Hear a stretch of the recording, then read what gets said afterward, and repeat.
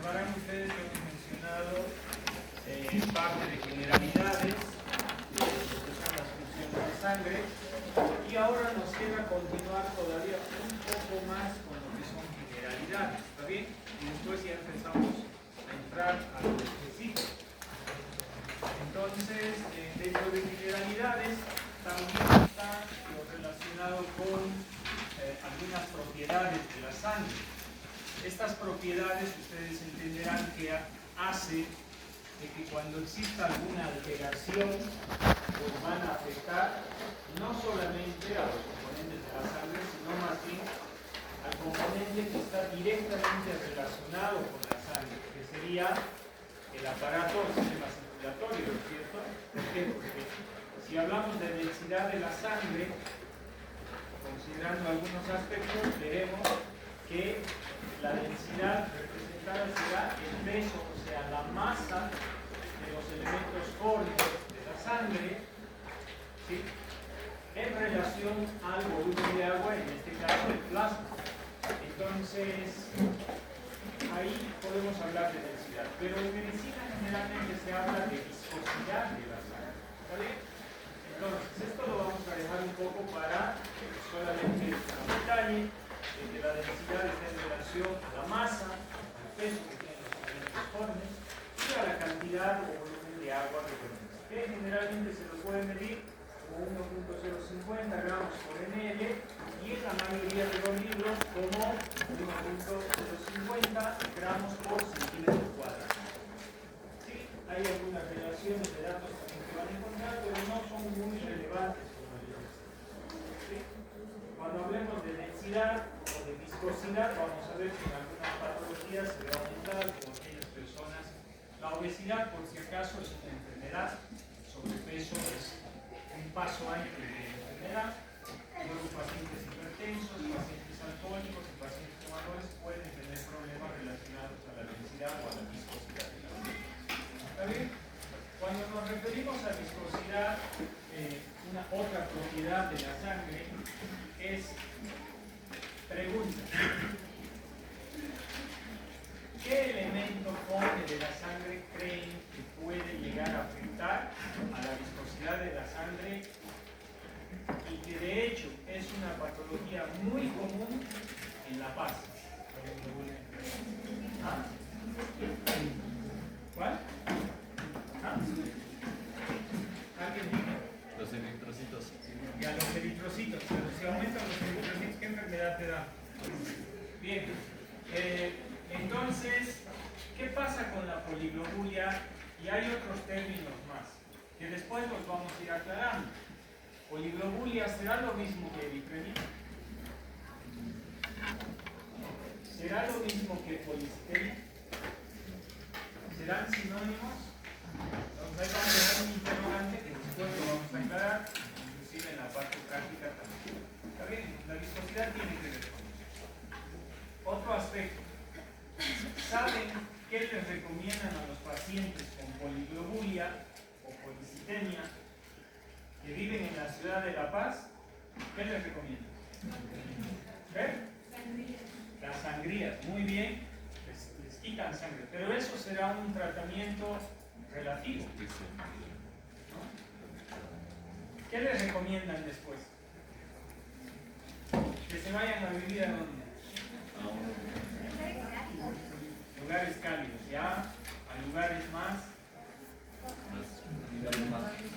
bajos. ¿Por qué? Ya, por la altura, está bien. O sea, de un lugar alto a un lugar bajo. ¿Pero por qué? ¿Por qué? Por el oxígeno. ¿Ya? ¿Y qué pasa si hay más oxígeno, digamos, en niveles más bajos?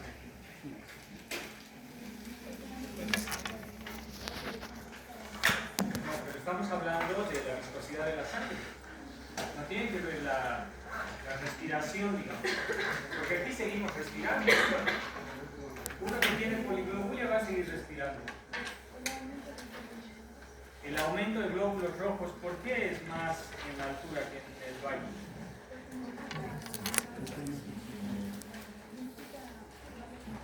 Ya, muy bien. Ya, por ahí va. Está muy bien eso.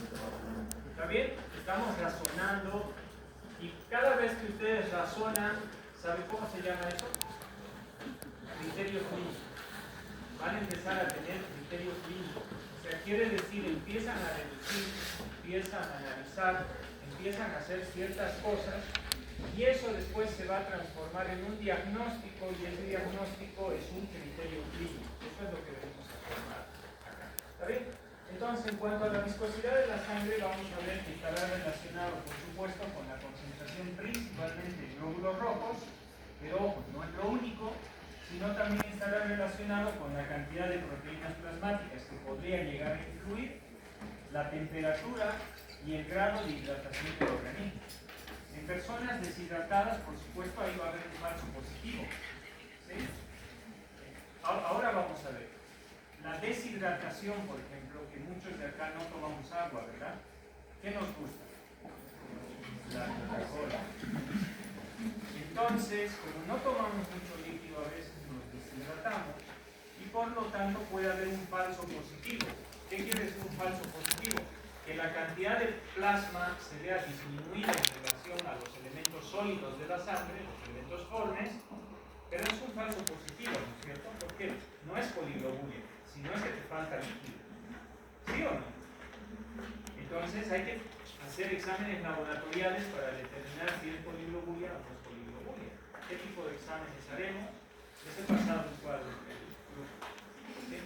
Bueno, entonces, propiedades de la sangre hay que considerar, pero vamos a hablar más. pH de la sangre, esto ustedes lo saben de memoria, lo vamos a pasar un poquito más rápido. Saben que la sangre arterial tiene un pH de 7.40, la sangre venosa un 7.35. ¿Por qué? ¿Por qué? ¿Por qué hay esa diferencia? ¿Cómo?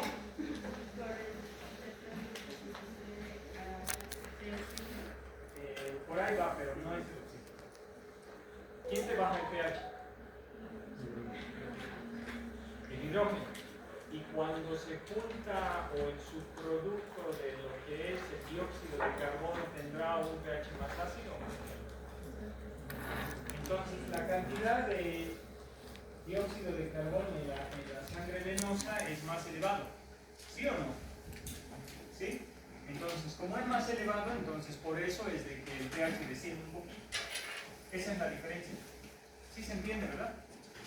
Digamos acá, en la sangre arterial, tenemos una cantidad, por decirle, 140 milímetros de mercurio de oxígeno. Y tenemos solamente 40 milímetros de mercurio de dióxido de carbono. La diferencia es amplia, ¿sí o no? Pero en la sangre venosa no. La presión parcial de oxígeno estará disminuida, hagamos de cuenta que no se baja a 80 milímetros de mercurio, y del otro aumenta a 45 milímetros de mercurio. Entonces, esa pequeña diferencia del dióxido de carbono hace de que el pH arterial sea 7.40 y el venoso sea 7.35. ¿Está bien? Eso bien. Siempre se tiene que mantener ahí. Listo. Eso ya lo saben. Entonces, la diferencia es por el dióxido de carbono. ¿Está bien? Esto ya lo saben. Además, vamos a volver a llevar lo que es el sistema de amortiguadores y todo eso. Entonces, esto lo vamos a ir pasando un poco más rápido, ¿no? Ya lo hemos visto antes. Veamos composición de la sangre. Básicamente, nosotros podríamos dividir a la sangre en su composición en dos cosas: el plasma y los elementos fórmicos. Fácil y sencillo. El plasma, ¿en qué cantidad creen que esté del total de la sangre? ¿Porcentaje? ¿Ah? No. Del total de la sangre, ¿cuánto creen el porcentaje que ocupa el plasma? ¿Ah? ¿Y cuánto creen que ocupará los leucocitos y las plaquetas? Fíjense, un 4%. Muy poco, ¿no? Eso te quiere decir que tienes una cantidad reducida de plaquetas y una cantidad reducida de leucocitos. Pregunta. Todo lo que diga pregunta puede estar en el examen, ¿no? Entonces, ahí van a hacer su banco de preguntas. A ver, pregúntame. ¿Cuál es la cantidad de leucocitos en un adulto joven? Siempre vamos a hablar de adultos jóvenes, ¿está bien? Porque los niños tienen una consideración distinta y la tercera edad tiene una consideración distinta en salud. ¿Está bien? Ya. Cantidad de glóbulos rojos. Perdón, cantidad de glóbulos blancos. Diga un número al azar. ¿Cómo es? ¿No? ¿Cómo es? ¿No? Ya. Cantidad de leucocitos, glóbulos blancos, de 5.000 a 10.000. ¿No? Entonces muy poquito. ¿Sí? De 5.000 a 10.000. ¿Será por milímetro cuadrado? ¿Por milímetro cúbico? Bien. Esto lo van a repasar en el cuadro que les he pasado. ¿Está bien? Ahí están los datos. Cantidad de plaquetas. ¿Cuánto creen qué cantidad de plaquetas creen que tienen en este momento en su sangre? A no ser que haya alguna patología. Entre 150.000 a 400.000 por milímetro cúbico. Cantidad de plaquetas.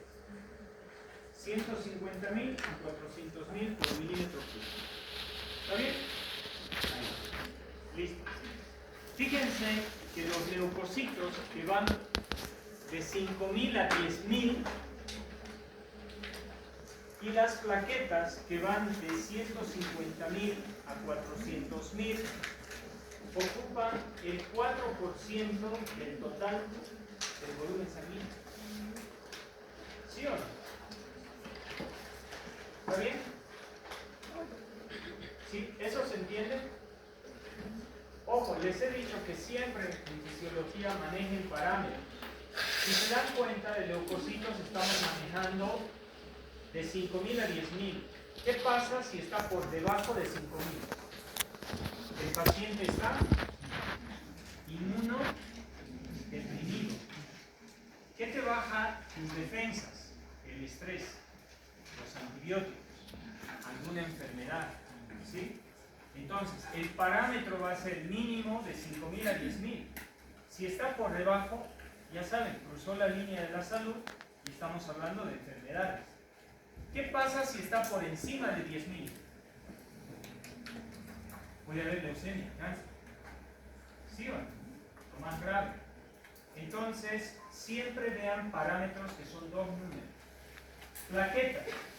¿De cuánto a cuánto dijimos? Bien, las plaquetas reciben otro nombre. ¿Cómo se llama? Es con T. Trombocitos. Entonces va a haber, si hemos dicho de 150.000 a 400.000, si está en 80.000, ¿qué tendrá el paciente? Trombocitopenia. Quiere decir disminución en la cantidad de plaquetas. ¿Sí? ¿Y qué va a pasar? Puede tener problemas hemorrágicos ese paciente. ¿Está bien? Ojo, a ver, fíjense bien. De 150 a 400.000. Si estuviera por debajo de 100, enfermedades relacionadas con la trombocitopenia, disminución en la cantidad de plaquetas. Pero si está por encima, enfermedades tromboembólicas, ¿sí o no? O sea, puede formarse un coágulo y ese coágulo puede taponar tus pulmones, tu corazón o el sistema nervioso. Y ahí hablamos de lo que las famosas embolias cerebrales o pulmonares, ¿verdad? ¿Sí? Ya. Entonces, fíjense chicos, de que debemos empezar a manejar parámetros y porcentajes. ¿Y por qué? Pues porque estos nos determinan el estado de salud de una persona. ¿Está bien? Perfecto. Ahora veamos, eritrocitos. Fíjense cuánto ocupa. El 41% del total de la sangre. Muy bien. Vuelvo a preguntar. ¿Cuánto en porcentaje ocupa el plasma? ¿Ah? ¿65? Ya lo voy a mandar de nuevo al colegio. ¿Cuánto es el plasma? Muy Muy bien, entonces tenemos un 55% de plasma sanguíneo y de elementos formes ocuparán un 45%. Ahora, ojo, ahí se raya un poco, o sea, nos van a complicar un poco la vida, porque luego vamos a ver la cantidad propia de los elementos formes y la cantidad propia del plasma, porque saben que no es solo agua, ¿verdad? O sea, tiene ciertos componentes. Muy bien. Eritrocitos. ¿Cuánta es la cantidad de eritrocitos que existe en una persona adulto joven? Ahí podemos hacer una diferenciación. En mujeres, están los datos ahí, en mujeres puede ir de 4.500.000 a 5.500.000. ¿Está bien? Y en varones puede ir de 5 millones a 6.200.000. Los parámetros varían más o menos 200.000 aproximadamente, pero lean el dato que les he pasado. ¿Está bien? Vamos a manejar los datos del Instituto Boliviano de la Anatomía. ¿Qué pasa si la cantidad de eritrocitos disminuye? ¿Qué enfermedad tenemos? ¿Ah? Anemia. Muy bien. ¿Y qué pasa si aumenta la cantidad de eritrocitos? Poliglobulia o policitemia. ¿Está bien? Eritremia también. Tienen pequeñas diferencias. ¿Está bien? Entonces, es importante que nosotros empecemos a reconocer los parámetros que tiene la sangre en relación al plasma con los elementos formes de la sangre, ¿sí? Para determinar en cada una de ellas los problemas que pueden llegar a existir si es que hay algún desequilibrio. Por lo tanto, hay una prueba laboratorial que la vamos a hacer en la parte práctica que se llama el hematocrito. El hematocrito es una prueba laboratorial que está dentro del hemograma completo y determina el porcentaje entre el plasma sanguíneo y especialmente uno de los elementos formes de la sangre, que serían los glóbulos rojos. ¿No es cierto? Entonces, en porcentaje habrá parámetros del hematocrito para mujeres y para varones porque no tenemos la misma cantidad de glóbulos. ¿Está bien? Y la prueba laboratorial va a consistir en que hagamos, y se hace en odontología mucho también para otras cosas, habrán escuchado hablar del PDF, del PRP, de plasma rico de plaquetas y todo eso. Nosotros podemos colocar sangre en un tubo de ensayo o en un capilar y llevarlo a un aparato que tenemos en fisiología que se llama centrifugador. Y a unas revoluciones por minuto y en una cantidad de tiempo la vamos a centrifugar y vamos a compactar todos los eritrocitos, especialmente hacia la base, y dejamos el plasma sanguíneo acá. ¿Lo ven? ¿Sí? ¿Se ve acá? ¿Ven? Entonces, tenemos el hematocrito, que es una prueba laboratorial que haciendo ese trabajo en una centrifugadora, lo vamos a hacer en la parte práctica, te va a separar el plasma sanguíneo versus los glóbulos rojos o eritrocitos. Y acá va a haber una pequeña línea.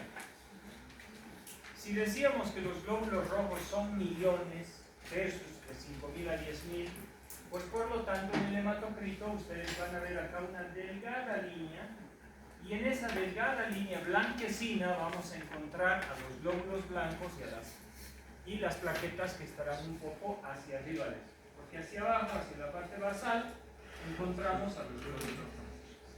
Y para mujeres y para varones, este parámetro igual es distinto. Ya vamos a hablar de esto. Pero es importante separar esto y debemos saber qué tenemos acá y luego qué tenemos acá y luego qué tenemos. ¿Está bien? Y por eso acá en este cuadro que muchos libros van a encontrar dice que el hematocrito también te ayuda a determinar un poco la viscosidad de la sangre en relación a la cantidad del hematocrito. Por supuesto acá un hematocrito de 60% ya no es normal, ¿no? Porque te está diciendo un hematocrito de 60% de cantidad de glóbulos rojos, ya se está saliendo del parámetro. Entonces te prende la alarma de que algo está pasando. O hay disminución de líquido o hay aumento de glóbulos rojos. Si hay disminución de líquido, es falso positivo. No es que el paciente tenga mayor cantidad de eritrocitos, sino es que no tiene mucho plasma porque está deshidratado. Por el contrario, si esto es normal, entonces sí te dice que los eritrocitos están aumentando por alguna causa y hay que indagarla o hay que investigar cuál será la causa. Entonces, para complicarles la vida, les decía, este es un ejemplo de la prueba laboratorial que vamos a hacer. Esto van a tener que hacer en el laboratorio, van a tener que pincharse, va a correr un poquito de sangre, entonces tienen que prepararse psicológicamente desde ahora. Muy bien. Y luego lo vamos a centrifugar y este es el tubito que utilizamos para hacer la centrifugación. Entonces, de la sangre podemos separar a los elementos formes de la sangre y de ahí determinar sus propios porcentajes. Por eso es una cosa muy distinta. Ojo con esto, si yo preguntara en un examen cuál es, digamos, la concentración de todos los elementos que forman la sangre, del total de la sangre, ahí hablamos de plasma, 55%, ¿sí o no? 4% de plaquetas y leucocitos y un 41% de eritrocitos, ¿sí o no? Pero si yo les pregunto cuál es el porcentaje de los elementos formes de la sangre, ya cambió porque estoy quitando de la ecuación al plasma, ¿sí o no? Y ahí la respuesta solamente se debe a los elementos formes de la sangre. Y si se dan cuenta acá, los eritrocitos ocupan el 98%. Solamente del elemento sólido de la sangre. El plasma lo dejamos de lado. ¿Está bien? Y leucocitos un 1%, plaquetas un 1%, para que ustedes se den cuenta de la diferencia. ¿Está bien?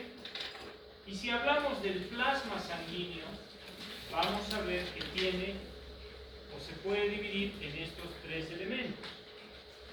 Agua en un 92%, proteínas plasmáticas en un 7%.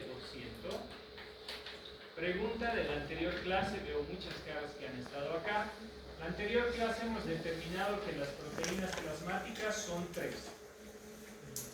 Pregunta de examen.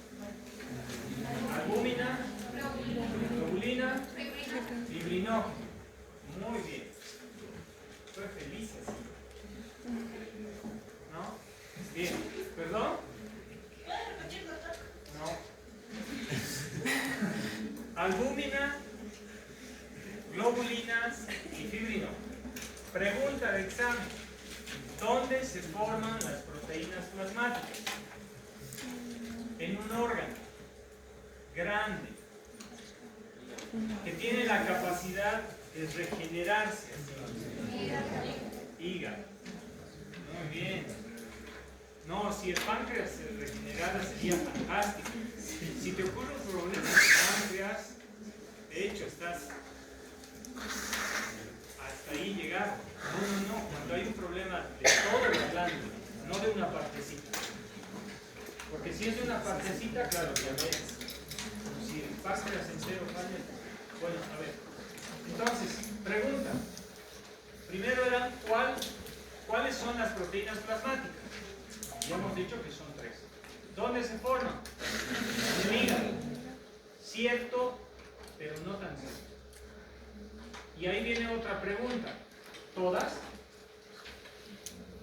¿Todas las proteínas plasmáticas se forman en el hígado? ¿No? Hay una que no se forma solo en el hígado. ¿Cuál creen que es? Escuchen su nombre. Dice globulina. ¿Conocen a otro elemento que se parezca si le aumentamos el in por delante?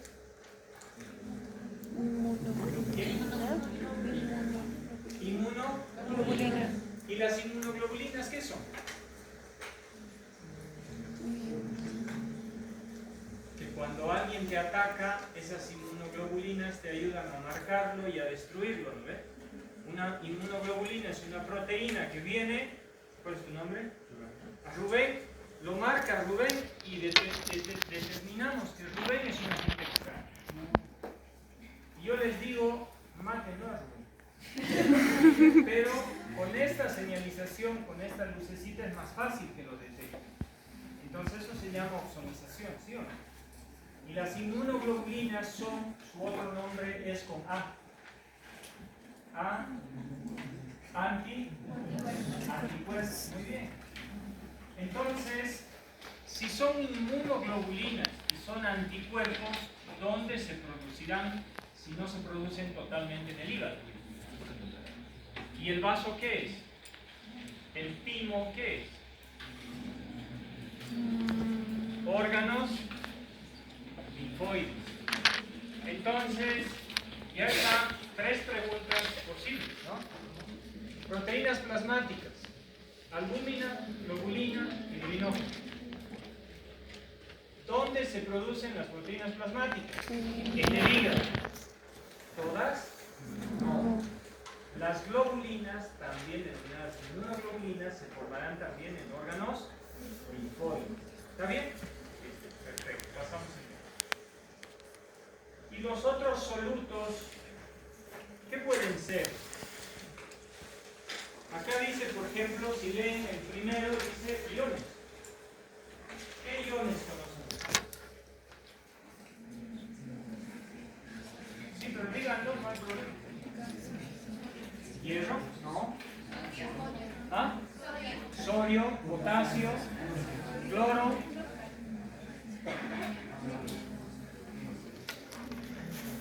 Sodio, potasio, cloro, el hidrógeno también tiene carga. El cloro es... Ahora hay una diferencia. Todos, ¿qué es un ion? Ya, entonces, su compañero dice acá que un ion es un elemento químico, digamos, que está cargado eléctricamente. Hay electricidad en ese cuerpo. ¿Sí o no? Puede estar cargado positivo o negativo. Cuando es carga positiva, ¿cómo se llama? Es con C, catión. Y si está cargado con carga negativa, entonces es un anión. Muy bien.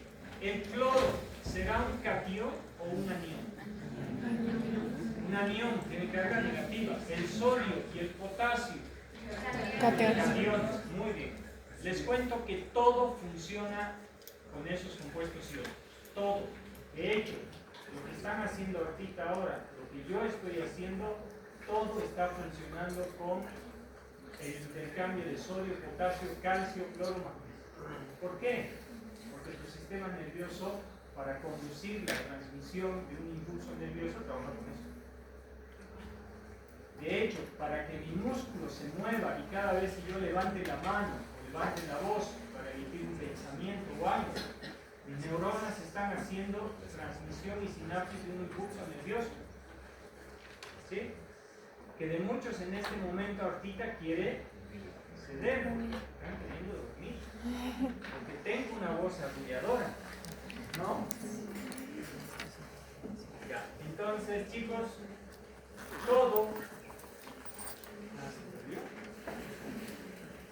ahí está. Y obviamente nutrientes ya habíamos mencionado por qué, gases ya habíamos mencionado por qué,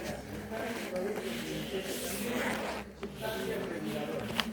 También lo van a encontrar en otros libros de que los solutos o otros componentes que están en el plasma sanguíneo, ojo, se pueden clasificar en 2 grandes grupos químicos, orgánico y inorgánico. ¿Sí o no?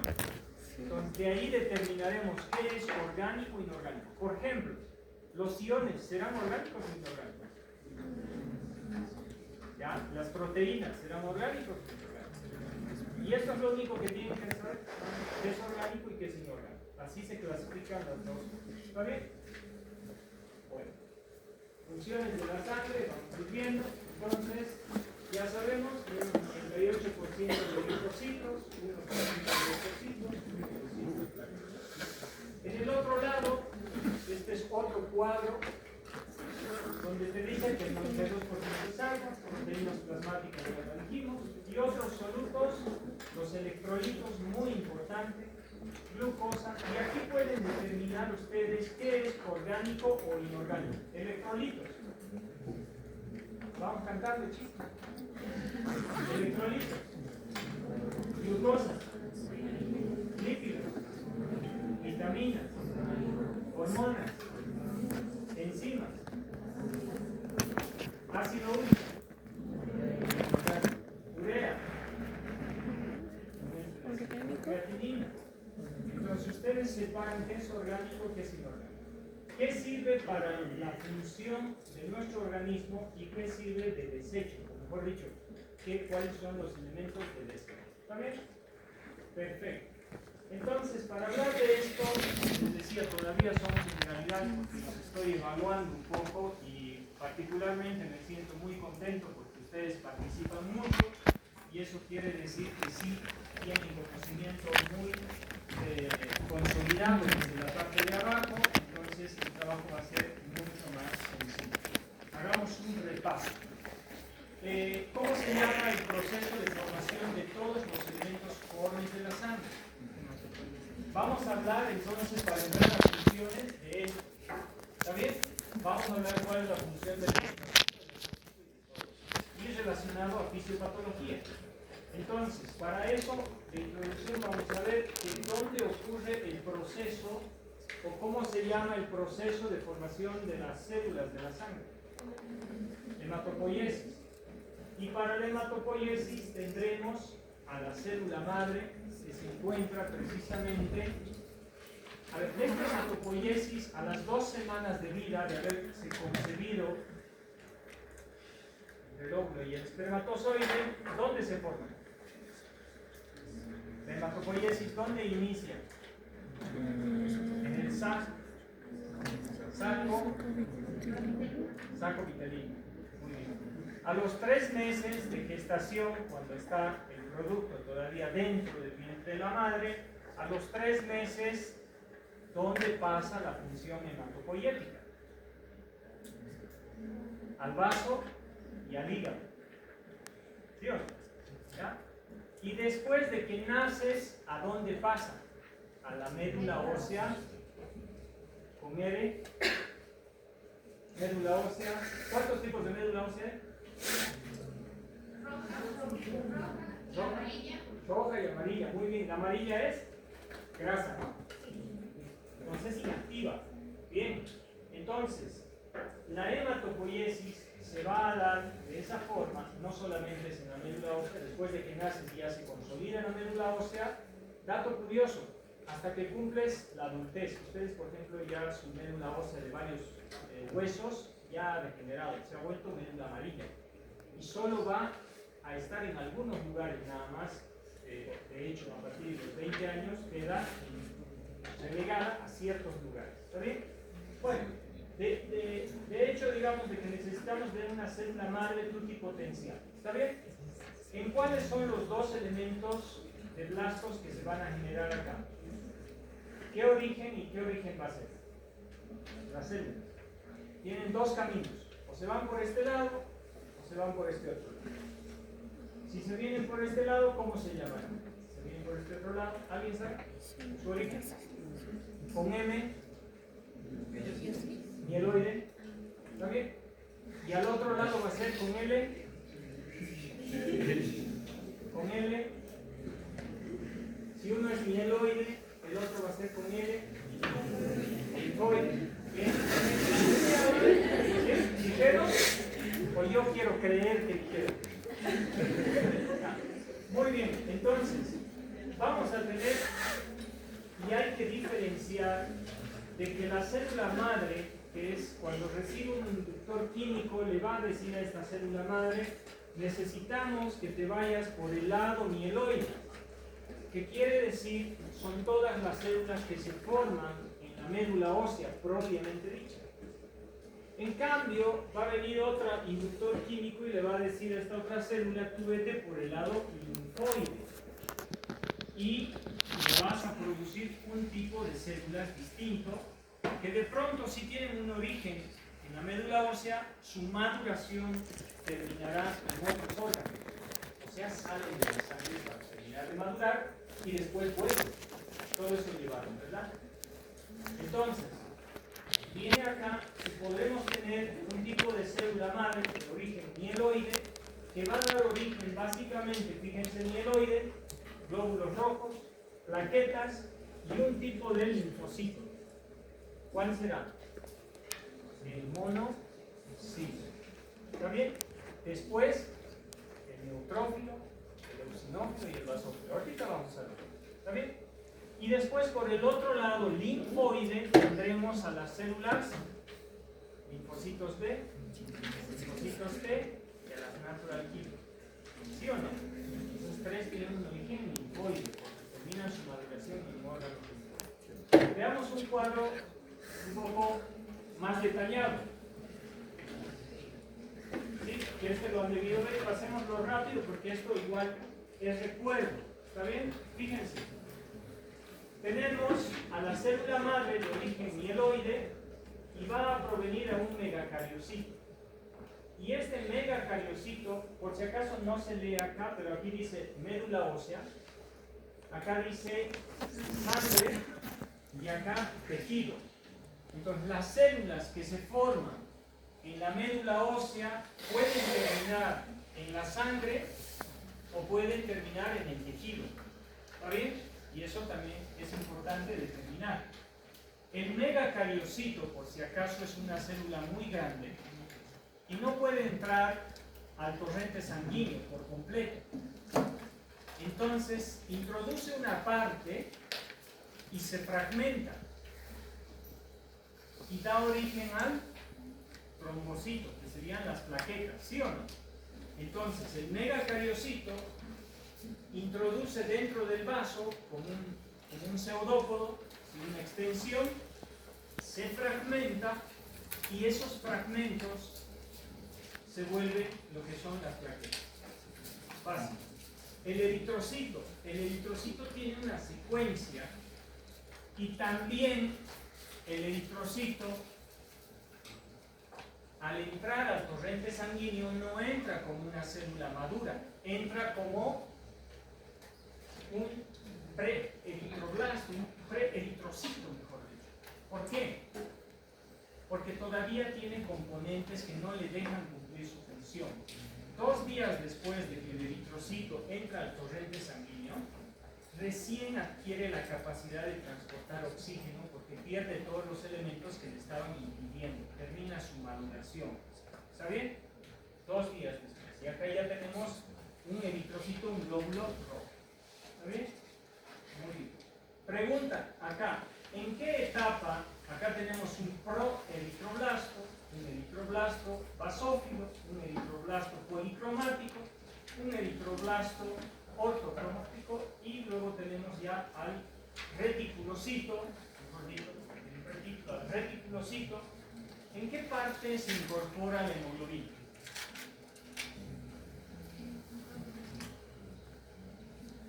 ¿Recuerdan eso o no? Les comentaré algo para entender patologías, que es importante que ustedes pregunten al paciente si tiene problemas. ¿Está bien? Lo único que tienen que hacer es preguntar y anotar en la historia clínica. Abrimos la puerta, ¿no? Porque están patologías de lo que se llama. Hay una etapa de formación del eritrocito. Por lo tanto, estamos determinando que la fábrica del eritrocito es la médula ósea. Para producir un eritrocito con las características que necesitas, ¿qué requieres? Hierro, ¿sí o no? ¿Verdad? ¿Qué pasa si no tienes hierro? Vas a generar un eritrocito que no tenga las características o condiciones para que cumpla su función, ¿sí o no? ¿Qué pasa si no tienes ácido fólico? También vas a tener algunos problemas. Entonces, yo les invito a que esta imagen la vean de una forma distinta, ¿sí? Quiere decir que si en esta porción de acá arriba antes de que llegue al torrente sanguíneo, si el problema está aquí, te va a dar algún tipo de anemia o policitemia en la producción, en la formación. En cambio, si el problema está aquí, va a ser otro tipo de anemia. Por ejemplo, la anemia megaloblástica, porque la cantidad de eritrocitos va a ser normal, pero son eritrocitos grandes que no pueden cumplir su función.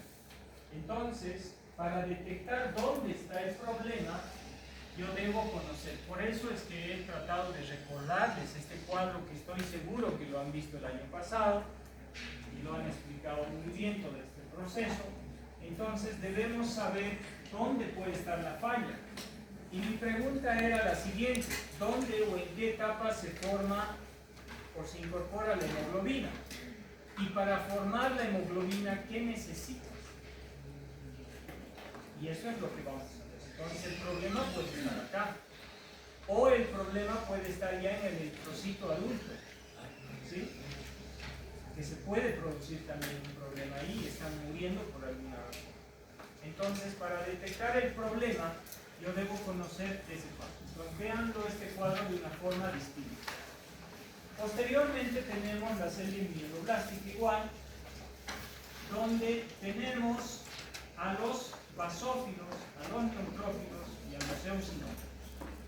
Los tres elementos son granulocitos, porque tienen gránulos en su interior que los hacen que los caracterizan, excepto el monocito. ¿Sí? Excepto el monocito. Muy bien. Y luego tenemos, fíjense ustedes, por el otro lado, la serie linfoide. Y aquí estamos hablando de dos tipos especialmente. Las natural killer se forman a partir de este blasto y van a terminar en el torrente sanguíneo directo para actuar. ¿Saben ustedes cuáles son las características de la natural killer? Y luego tenemos también a los linfocitos. Tenemos los linfocitos T y los linfocitos B, inmunidad central e inmunidad humoral. Y estos linfocitos T y B van a terminar en el torrente sanguíneo. Pero la pregunta es, ¿estas actúan directamente? ¿Ya están listas? No. Los linfocitos T y B entran al torrente sanguíneo, pero tienen que salir del torrente sanguíneo e irse a los órganos linfoides, terminar su maduración y después volver al torrente sanguíneo.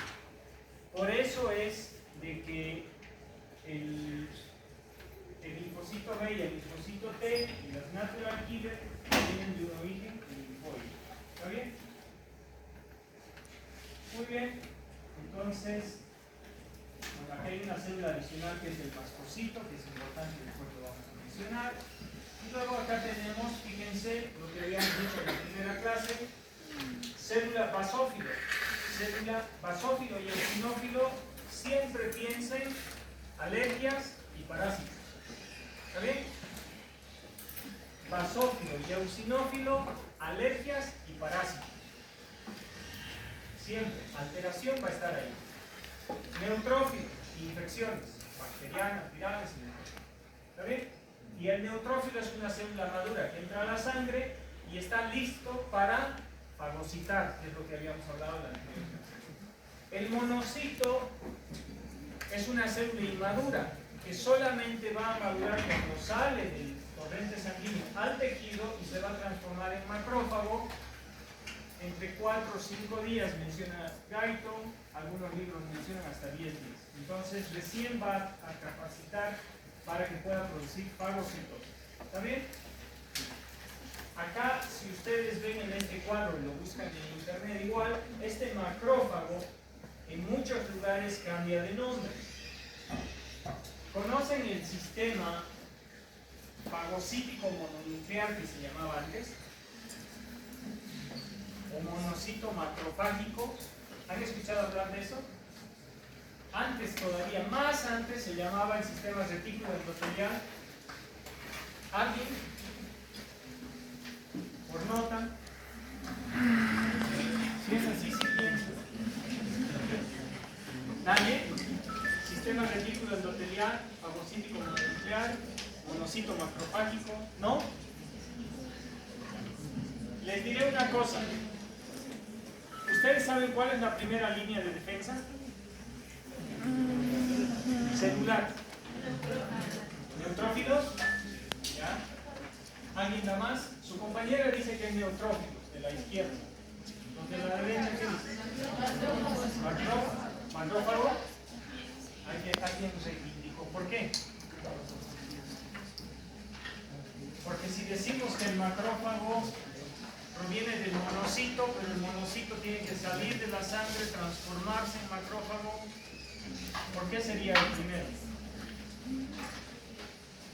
Tiene razón, pero la pregunta es ¿por qué? ¿Saben por qué el macrófago es la primera línea de defensa? ¿Ah? Porque ya se encuentra. Pero hay una cosa, ojo. No es este monocito que se va a transformar en macrófago. Ojo con eso. Hay un sistema de defensa de centinelas. Son macrófagos que están en los tejidos y que viven mucho tiempo. Por ejemplo, tenemos macrófagos en los pulmones. Tenemos macrófagos en el hígado, se llaman células de Kupffer. Tenemos células en el tejido conectivo que se pueden llamar células dendríticas. Tenemos macrófagos en el vaso, que de hecho un eritrocito cuando pasa por el vaso y ya no va a cumplir sus funciones, lo destruye, ¿sí o no? Tenemos macrófagos en todo lado, pero esos macrófagos no necesariamente han venido directo desde acá y están pasando a defender el lugar, no.